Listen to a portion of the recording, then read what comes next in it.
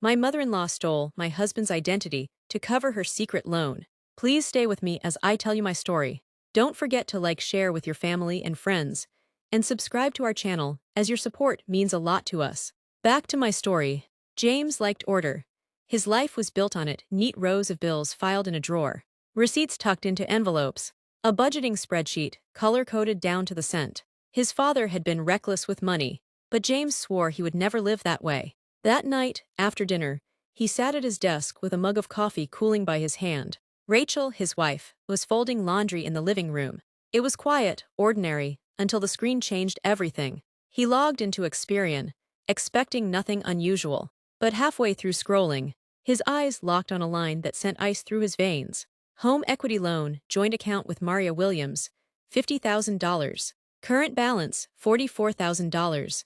Opened December 2024. At first, he thought it was a mistake. He refreshed the page, scrolled back, scanned again, but the words didn't move. His name, his mother's, a massive debt. "Babe," Rachel's voice floated in. James didn't answer. He just turned the laptop toward her. His face drained. She leaned over the desk, her hands tightening around the laundry she still held. "This has to be an error," she whispered, though her tone betrayed doubt. James swallowed hard. His mother, Maria, had a history: whispers of bad checks, debts forgiven under mysterious circumstances, favors owed to friends. She had always smiled her way through it, insisting everything was under control. But this wasn't just her chaos anymore.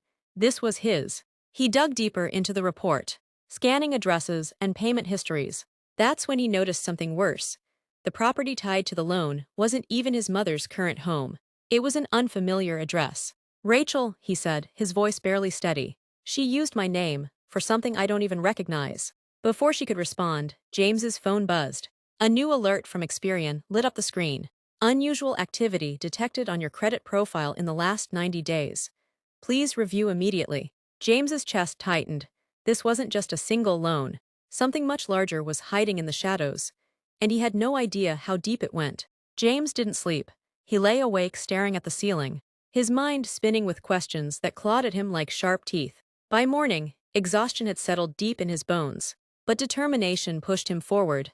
He had to confront her. His mother's voice finally came through the phone after 3 missed calls. Rachel sat nearby, arms crossed. Watching him, James hit speaker. "Mom," he said flatly, "why is there a $50,000 loan with my name on it?" There was silence, too long, then came a sharp inhale, the kind of gasp that sounded rehearsed. What James know that has to be a mistake? Maybe it's a life insurance policy. You know, they list beneficiaries strangely sometimes. Rachel shot him a look. Insurance, that didn't fit. James's jaw tightened. "This isn't insurance. It's a loan. It has your name, my name, and a balance." On the line, Maria's voice faltered, then shifted. "Well, even if it is a loan, James, if I died tomorrow, my life insurance would pay it off. You wouldn't have to worry." James felt his chest burn. In one breath she denied it existed, and in the next she admitted it was real, and hinted he would be responsible. "Which is it, Mom?" he snapped. "A mistake, or a loan you tied me to?" Her voice quivered again. "I don't know. Maybe the bank made a mistake. I'll talk to them." Rachel leaned in, whispering, "She's lying." But then, as if forgetting the call was on speaker, Maria muttered something faint, almost under her breath, words James barely caught. "You weren't supposed to find out yet." James froze, his heart slammed against his ribs. "What did you just say?" he demanded. But the line clicked dead. Rachel's hand covered her mouth in horror. James stared at the phone in his hand, his skin cold. That slip wasn't just suspicious, it was dangerous. His mother wasn't just hiding something, she was planning something. The house was silent, but James's mind was deafening. He replayed his mother's words over and over. You weren't supposed to find out yet. It wasn't just a slip of the tongue. It was a window into something she hadn't meant for him to see. The next day, James drove to his parents' house. He hadn't told Rachel. He needed to face Maria in person, without the barrier of a phone line. The drive was tense, every stoplight and turn heavy with dread. Maria greeted him at the door with her usual warm smile, acting as though nothing was wrong. But James had grown up with that smile. He knew it was a mask. "Come in, sweetheart. I was just making tea." James ignored the pleasantries and dropped a stack of papers on the table, printouts of the Experian report. "Explain this." Her face shifted for the briefest second, something flickering in her eyes before she leaned back and let out a laugh. James, you're overreacting. That's nothing, just a clerical error. A clerical error doesn't list a loan with my name. It doesn't tie me to an address I've never seen. Mom, what did you do? Her lips pressed tight. Then, almost too casually, she said, maybe someone at the bank used your information by mistake. James slammed his hand on the table. My information, that doesn't just happen. Someone had to give it to them. Someone had to sign it. Maria's hand trembled as she set down her teacup. James, listen to me, it's not what you think. I didn't want you dragged into this. That's all I can say right now. Dragged into what? The words hit him like ice water. Before he could push further, his phone buzzed. Another Experian alert. He glanced at it and froze. New hard inquiry detected on your credit profile. Sunrise Financial, mortgage pre-approval request. James's pulse thundered. Not only was he tied to a loan he never signed, but someone was now trying to open another account in his name. He looked up at Maria. She was watching him too closely, her fingers tightening around her teacup. And for the first time, James felt something colder than betrayal rising in his chest. Fear. James had dealt with sleepless nights before, but this one felt endless. He kept staring at the new alert on his phone, another account inquiry tied to his name. Whoever was behind this wasn't finished. The next morning, he and Rachel drove to the bank listed on the loan. James clutched the printouts of his credit report so tightly that the pages crumpled in his fist. He needed answers. Inside, the bank was quiet, sterile. The loan officer, a thin man with tired eyes, scanned James's papers with a deepening frown. Sir, he said slowly, according to our system, you are not listed on this loan. Only Maria Williams is on record. James blinked, stunned. That's impossible. Experian shows my name tied to this account. Look at it. He shoved the report across the desk. The man shook his head. I don't know why your bureau has it reported this way, but in our internal documents, you're not there. Rachel leaned forward, her tone sharp. So how do you explain the fact that his name, his social security number, and his credit profile are tied to this loan? That doesn't just happen. The officer shifted uncomfortably. His fingers tapped the keyboard, but his eyes avoided theirs. I'll escalate this. Someone will reach out to Maria for clarification. What about me? James demanded. It's my name on the line, my credit being destroyed. The officer's expression hardened. Sir, since you're not listed in our records, we cannot provide updates to you directly. Our client is Maria Williams. If she wants to share information, that will be her choice. James felt heat rising in his chest. So you're telling me that I can be tied to a debt I never signed for, my financial future at risk, and I don't even get a phone call? The officer swallowed but said nothing. His silence was more damning than any words. As James gathered his papers, something caught his eye. On the officer's desk, half hidden beneath a file, was a folder labeled Confidential, Fraud Investigation, and just below the heading, a name was visible. His. James's pulse hammered. The officer quickly slid the folder into a drawer, locking it with a soft click. Rachel's hand gripped his arm. James, she whispered, they're hiding something. For the first time, James realized the truth. This wasn't just about his mother. The bank itself was keeping secrets. The drive home from the bank was suffocating. James barely spoke, his hands clenched tight on the steering wheel. Rachel tried to reassure him, but the truth loomed heavy. The bank was hiding something. That locked folder with his name on it wasn't a mistake. It was a wall meant to keep him out. The following week, James filed a formal dispute with Experian. He attached his documents, his statements, even a letter from his employer verifying he had never applied for a loan. He waited, tense but hopeful. 2 weeks later, the answer came. A notification buzzed on his phone. Your dispute has been reviewed and denied. Account will remain on file. James stared at the screen, his stomach sinking. It felt like quicksand. The more he struggled, the deeper he sank. His name, his credit, his future, chained to a loan he never touched. Rachel found him sitting in the dark that night, the glow of his laptop illuminating his exhausted face. What now? She whispered. I don't know, James admitted. But this isn't just Mom anymore. The bank knows something. They've got a fraud investigation open with my name on it. Why deny me access if I'm not on record? As if to drive the knife deeper, another Experian alert arrived that same night. James clicked it open with trembling fingers. Potential fraudulent activity. Multiple inquiries linked to your social security number. His heart dropped. It wasn't one loan. Someone was actively using his identity. James called his younger brother. Ethan, check your credit report. Please, just make sure nothing's there. After a pause, Ethan replied, I did. It's clean, nothing tied to me. His voice sounded almost too calm, too quick. James narrowed his eyes. Are you sure? Yes, James, positive, stop panicking. It's probably a clerical mistake. You know how Mom is, always dramatic about money. Don't make this worse than it is. The line went dead, but James sat frozen, replaying Ethan's tone. There had been no shock, no outrage, just dismissal, almost as though Ethan already knew. Rachel touched his shoulder gently. James, she whispered, what if your mom isn't the only one who dragged you into this? The thought chilled him to the bone. James couldn't shake the unease after the call with Ethan. His younger brother's voice had been steady, too steady, not the reaction of someone blindsided by the possibility of financial fraud in the family. If their roles had been reversed, James knew he'd be furious, demanding answers, digging for justice, but Ethan, he brushed it off like it was nothing. That night, James sat at the kitchen table with Rachel, papers scattered around them like fallen leaves. It doesn't make sense, he muttered. Why me, why not Ethan? Rachel hesitated, maybe because Ethan just bought his house. If his credit was compromised, the mortgage wouldn't have gone through. Your mom, she wouldn't risk that. Not when he's starting a new life. The idea twisted in James's gut. Was Ethan spared or protected?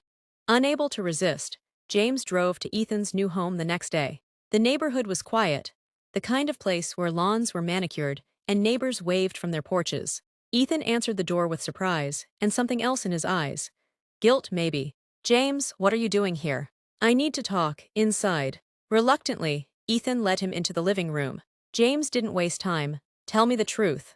Did you know about the loan? Ethan stiffened. No, I told you my report's clean. James pulled out the Experian printouts, slamming them on the coffee table. Then why does it feel like you're hiding something? Why didn't you react when I told you my name was on a $50,000 debt?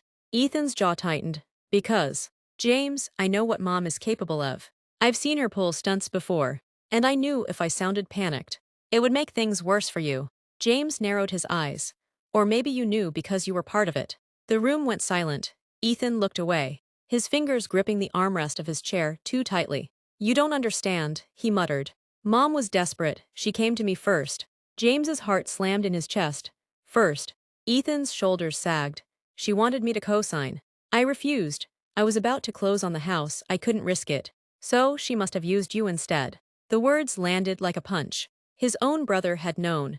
He had watched his mother turn to James, and he had said nothing. Rachel had been right. James wasn't just betrayed by his mother. Ethan's silence made him complicit. The air between James and Ethan was heavy, thick with a truth that had been buried too long. Ethan's confession replayed in James's head. She came to me first. James paced the living room, his hands pulling at his hair. So you knew she was trying to drag someone into this. And you let her use me instead.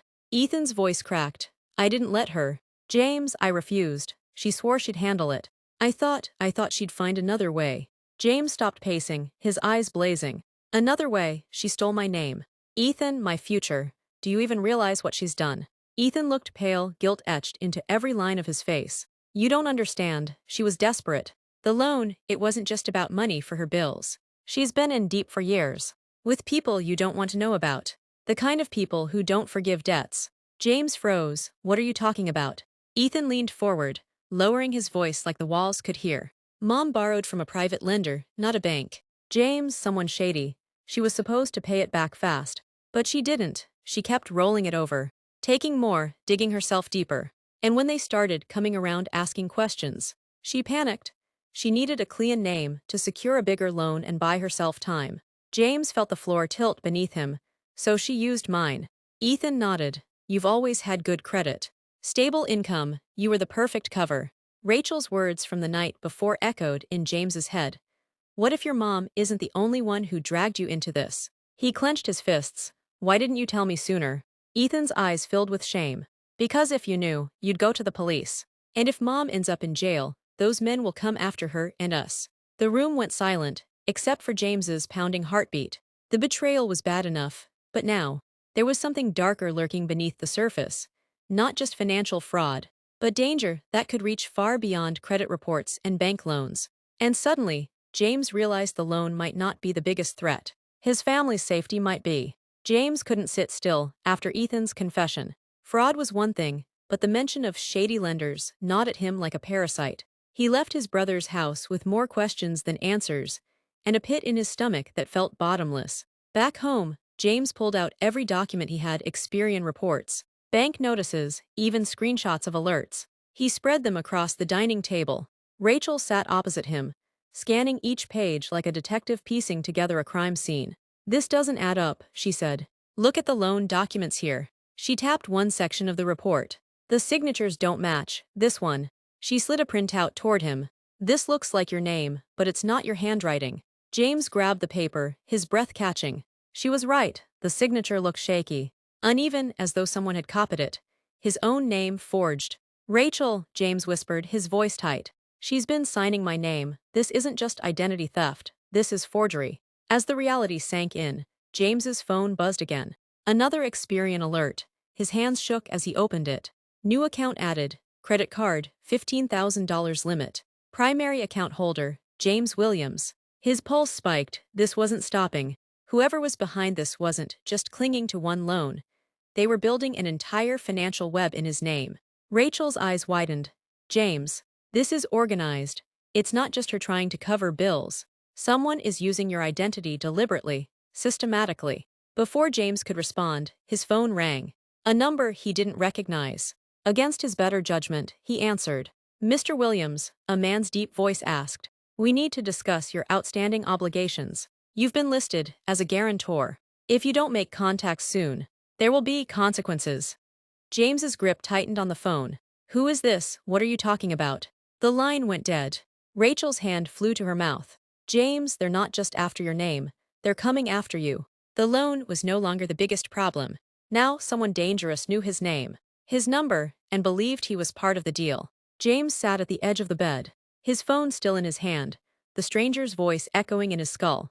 Outstanding obligations, consequences. He couldn't shake the chill, whoever that was. It wasn't a debt collector reading from a script. It was a warning. He thought of his mother, her trembling voice, her shifting stories, then Ethan. Too calm, too dismissive when the crisis first unfolded. The weight of betrayal pressed down like a stone. By the next morning, James couldn't resist. He drove back to Ethan's house unannounced. When his brother opened the door, James pushed past him, fury boiling over. "We need to talk, now." Ethan raised his hands defensively. "James, calm down." "Don't tell me to calm down," James snapped, slamming his phone on the counter. The Experian alerts filled the screen like a graveyard of fraud. Loan accounts, credit cards, inquiries. "This isn't just Mom. Someone's expanding it, and they're using my name like a free pass." Ethan paled, his lips pressed together, and James knew that silence was guilt. "Tell me the truth," James demanded, stepping closer. "How deep are you in this?" Ethan swallowed hard, then finally spoke. "Mom," she begged me. "She said if I didn't help her, they'd take everything. She needed another signature to push the loan through. She said it was just paperwork, that you'd never even see it. I swear, I only sat there while she filled it out. She used your information, James. She already had everything: your social, your address, even copies of your ID." James staggered back. His brother hadn't just known, he had watched it happen. "You let her use me," James whispered, his voice cracking. "You didn't stop her." Ethan's eyes watered. "I thought she'd pay it off fast. I thought it would disappear before you ever noticed." But now his voice dropped. "Now they've realized your name holds more weight than hers. That's why they're pushing more accounts." James's stomach knotted. His mother had betrayed him. His brother had enabled it. Together, they had built a trap, and James was the one tangled in it. For the first time, James realized this wasn't just about money. This was about survival. And he was the only one left standing in the crosshairs. James drove to the police station with his credit report, alerts, and every forged document stuffed into a folder. His hands shook on the steering wheel, not from fear but from rage. His own family had signed him into a life he didn't choose, and now strangers with hidden threats were circling like vultures. Enough was enough. Inside, the station smelled faintly of coffee and old paper. James approached the desk, his voice tight. "I need to file a fraud report. My identity has been stolen by my own mother." The officer raised his brows but said nothing. Sliding a form across the counter, James filled it out, every stroke of the pen feeling like betrayal made permanent ink. When he handed it back, the officer scanned the file, his expression darkening. "Mr. Williams," he said slowly, "you should know. Your name's already flagged in 3 other open investigations. Property fraud, credit card rings, even a mortgage scam. You're not just a victim here. Someone's been building an entire trail in your name. James's stomach dropped. So this isn't just the loan. The officer shook his head. No. Whoever is doing this, they've been at it for a while. And from what I see here, he closed the folder and leaned forward. They're good, very good. Rachel squeezed James's hand, as if to anchor him. What happens now? She asked. We'll open a full case, but Mr. Williams, prepare yourself. This won't just be about your mother. If she's tied to the others. His voice trailed off. James left the station feeling both lighter and heavier. He had taken a step toward reclaiming his life, but in doing so, he had also opened a door to something much bigger than family betrayal. That night, his phone buzzed again. Another unknown number. Against his better judgment, James answered. A low voice spoke. You made a mistake going to the police. Now, you've put us all in danger. The line clicked dead. James stared at the phone, his heart hammering. The voice hadn't been his mother's. It hadn't been Ethan's. It was someone he didn't recognize. Yet they knew exactly what he'd done. And suddenly, James realized this wasn't the end. It was just the beginning.